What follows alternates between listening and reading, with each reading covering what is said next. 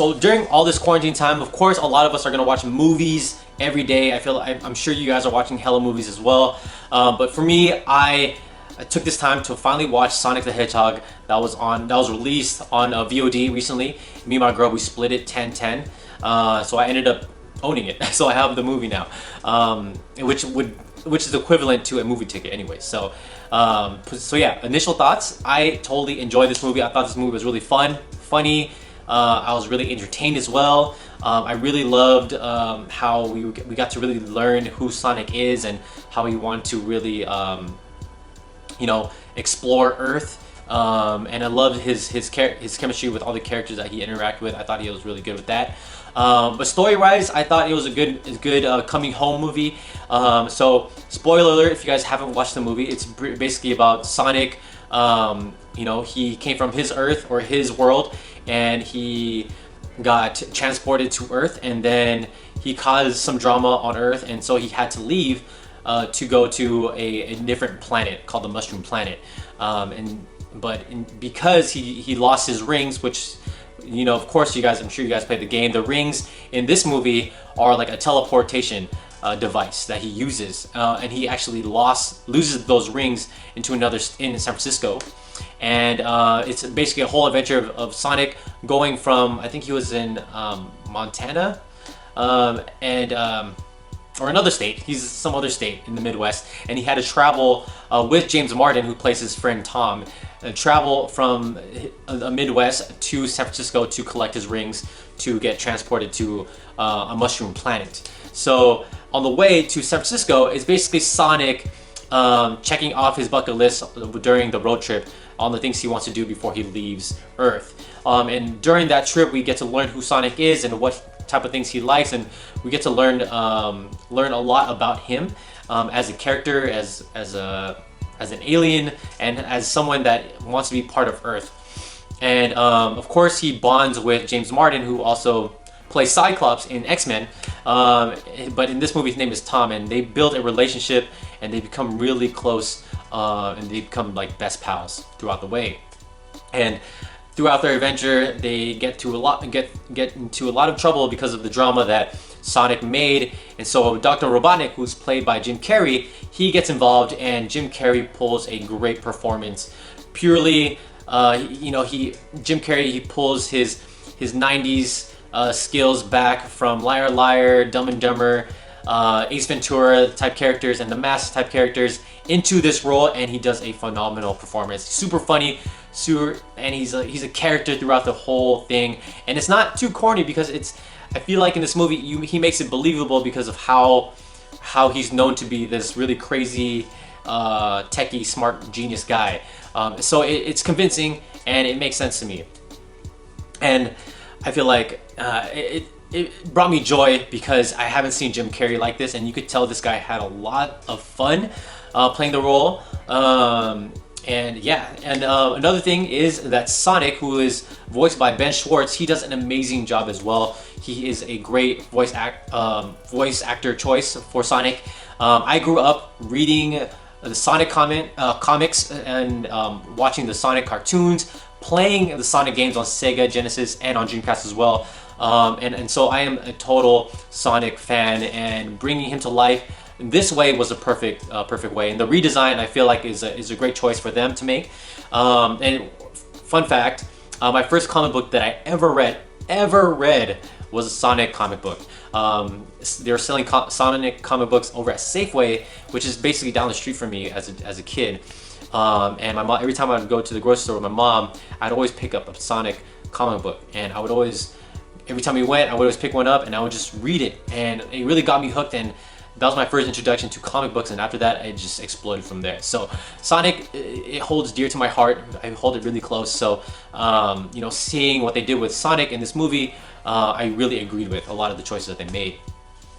And I totally love, again, I love Sonic. I love the design as well. But in the beginning of the movie, if you guys, for those who are watching it and have watched the movie, you see Knuckles. So Knuckles, oh man, Knuckles is in this movie, or I guess his species is in this movie from Sonic's planet, and I guess they were chasing him off because Sonic's mom, or the person who raised Sonic, transported Sonic to Earth through the coins, which are a transporting device in this movie. And he was chased by Knuckles species, and Knuckles in the in the Sonic lore is basically Sonic's, I guess, enemy in the beginning, and then they become friends. They become really close friends later on the later down the line, but they become enemies at first. And I love that little cameo that he made, or his species made, because that really got me hooked. I'm like, oh, okay, we're gonna jump into the lore right now. Oh, it got me so juiced. And of course, James Martin, the guy that plays Tom in the Sonic movie, he does a great job as well. I feel like he did a really good job of building chemistry with, or acting like he has chemistry with this invisible character while he was shooting. Because of course, Sonic is not really there because he's the digital character.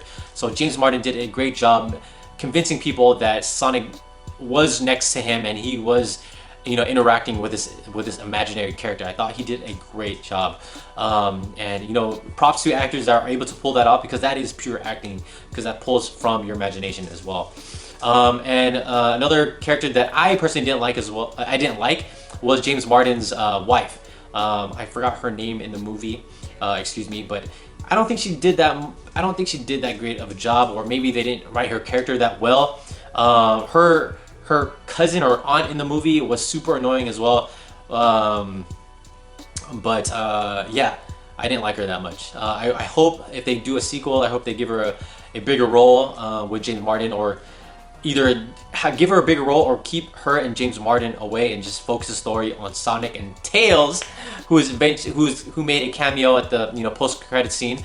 That would be really tight to just see the dynamic between Tails and Sonic come to life on the big screen for the next movie, and just have the movie surrounded by them too.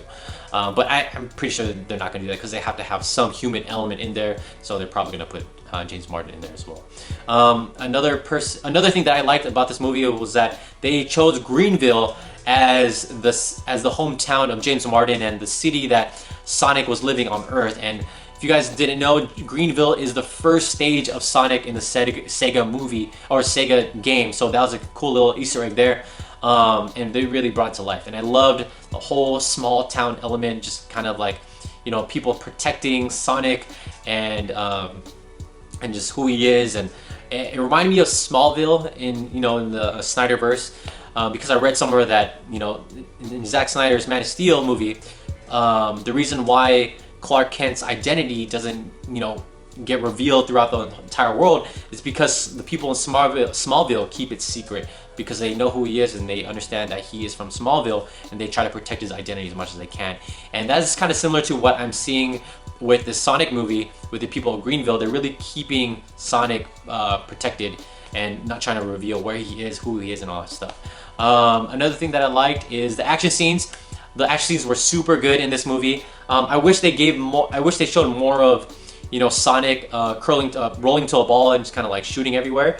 I wish they did more of that. But I am pretty satisfied with what they were able to bring us with the whole, Sonic running away and getting transported through all the rings, through these different planets, and getting chased by Dr. Eggman, or Dr. Robotnik. Because that right there reminded me of the video game, because they have to do that, right? Reminded all of us about the video game, and I think that was a cool little thing that they did. I'm curious on how they're gonna pull it off again in the second movie. I hope they do it at more of a bigger scale, and make it a little bit more crazier. But I totally loved it. And of course, I love the whole coin aspect of it. I love how they used it as a transporting device, and rather than just like them Sonic just collecting coins just for his life points or whatever. I didn't know what they were gonna actually do with the coins, or I didn't know what the purpose of the coins were gonna be, before watching this movie. But I loved that they made it as a transporting device. I thought that was really cool. And I loved the whole Flash and Sonic thing that they had going on in the movie, and I love how Sonic was reading Flash, because they both are speedsters. What else did I like? Yeah, I just love the whole thing of Sonic. I love the whole movie. I am gonna watch it again since I own it now. But yeah, I totally loved it. I'm pretty sure I'm not missing anything else. But if I am, let me know in the comments below. I want to know your guys' thoughts on all this. But if I could give this movie a rating, I would give it a B+ because I totally loved it. There's some things I wish they added into the movie, but overall I totally loved it. It's not a convincing A to me, but I think it's a solid B+. So if you guys are a fan of Sonic or haven't watched it or whatever, curious about it, I definitely would recommend watching it during this whole quarantine COVID-19 era that we're living in right now, because it's crazy times, right? So let me know in the comments below, what are you guys thoughts about all this? In the comments below, don't forget to subscribe, like this video, and I'll see you guys again. Bye.